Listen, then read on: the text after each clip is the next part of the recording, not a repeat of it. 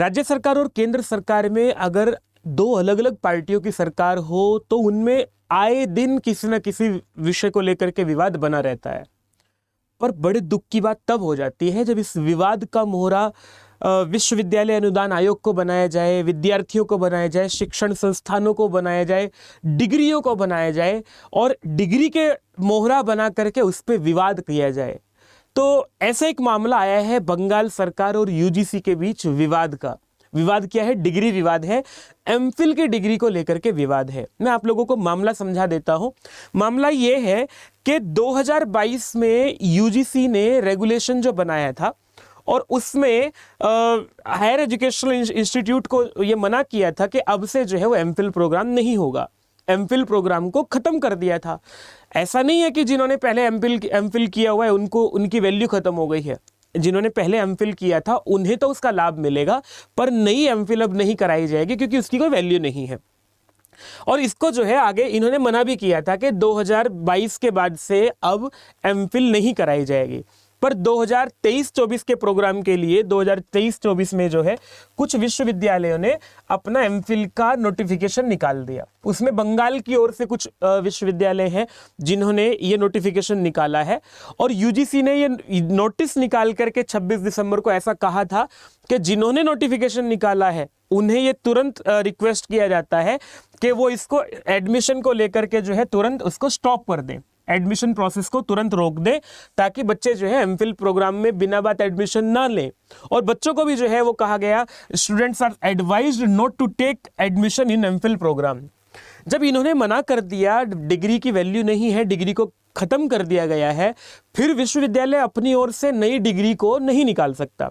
इसमें जो विद्यार्थी हैं, आप लोगों के लिए जानकारी के लिए बता दूं मैं, यूजीसी ही एकमात्र भारत में ऐसी संस्था है कौन सी डिग्री वैलिड होगी, कौन सी डिग्री वैलिड नहीं होगी, कौन सा विश्वविद्यालय वैलिड है, कौन से विश्वविद्यालय की मान्यता है, किस विश्वविद्यालय की मान्यता नहीं है, ये सब निर्धारण करने का काम जो है वो यूजीसी का है।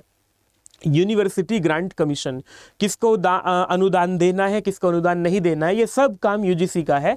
तो अगर विश्वविद्यालय अनुदान आयोग कोई नियम बनाता है किसी डिग्री को लेकर के तो वही सर्वोपरि है, वही मान्य है। सभी विश्वविद्यालयों को, चाहे वो राज्य सरकार के विश्वविद्यालय हो, चाहे वो केंद्र सरकार के विश्वविद्यालय हो, उनको वही नियम मानना पड़ता है, वही मानना होता है जो संविधान के अनुसार नियम है। परंतु बंगाल सरकार जो है वो अब यूजीसी के खिलाफ जाकर के इस पर अपना एक बयान जारी करती है। मैं आप लोगों को बयान भी दिखा देता हूं। बंगाल सरकार में जो शिक्षा मंत्री हैं, राज्य के जो शिक्षा मंत्री है ब्रात्य बसु, उन्होंने जैसे ही यूजीसी का गाइडलाइन आई थी कि तुरंत अभी जो है एमफिल के लिए नोटिफिकेशन बंद कर दीजिए, ब्रात्य बसु ने इस पर तुरंत कहा कि हम जो है कि राज्य जो है वो राज्य शिक्षा विभाग जो है वो यूजीसी के द्वारा लाए गए इस नए निर्देश को स्वीकार नहीं करेगा। मतलब हम तो एमफिल को लेकर के एडमिशन निकालेंगे, एडमिशन कराएंगे, एमफिल के बिहाफ पर ज्वाइनिंग कराएंगे, ऐसा जो है बंगाल सरकार ने कह दिया है। और वो कह रहे हैं कि राज्य जो है वो अपनी स्वतंत्र शिक्षा नीति का पालन करेगा, केंद्रीय संस्थाएं राज्य पर कुछ भी थोप नहीं सकती, ऐसा ब्रात्य बसु का कहना है। हम अपने विशेषज्ञों द्वारा सुझाए गए अपने दिशा निर्देशों का पालन करेंगे। लेकिन ब्रात्य बसु ठहरे राजनीतिक व्यक्ति, तो इन्होंने इस बात पर ध्यान नहीं रखा कि ये जो यूजीसी के द्वारा जो गाइडलाइन दी गई है, एक तो यूजीसी सर्वोपरि संस्था है, कौन सी डिग्री, कौन सा विश्वविद्यालय क्या काम करेगा, क्या नियम बनेंगे, क्या नहीं बनेंगे, काम यूजीसी का है, पहली बात। तो दूसरी बात जो है वो शिक्षा समवर्ती सूची में आती है। शिक्षा का जो विषय है वो समवर्ती सूची में आता है और समवर्ती सूची में जो विषय आते हैं उन पर जो अधिकार होता है वो केंद्र सरकार को ही, विवाद की स्थिति में केंद्र सरकार ही जो है वो उसमें विजयी रहेगी। तो केंद्रीय एजेंसी है यूजीसी और उसके द्वारा जो भी नियम बनाया जाएगा वही सर्वोपरि होगा। राज्य के द्वारा बनाया गया नियम उसमें सर्वोपरि नहीं होगा। इनके पास बहुत अधिक कानूनी विकल्प नहीं है। यूजीसी अगर जो है इसको केस को कोर्ट में डाल देगा या जाएगा, ये मामला कोर्ट में जाएगा ही, तो भी इसमें जो है वो पहली ही सुनवाई में ये बात हो जाएगी कि यूजीसी के द्वारा बनाया गया नियम ही मान्य होगा। परंतु क्या है कि राजनीतिक टकराव जो है वो उससे विद्यार्थियों को भ्रमित करा जा रहा है, उस टकराव के कारण से विद्यार्थियों के भी हितों का ध्यान नहीं रखा जा रहा है।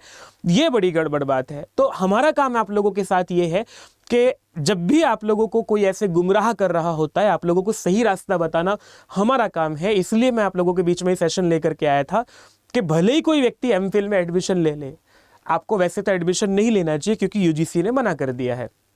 पूरे भारत में आप कहीं भी एमफिल की डिग्री पर एडमिशन असिस्टेंट प्रोफेसर नहीं बन पाओगे, या इसका लाभ लेकर के स्कॉलरशिप नहीं ले पाओगे, फेलोशिप नहीं ले पाओगे।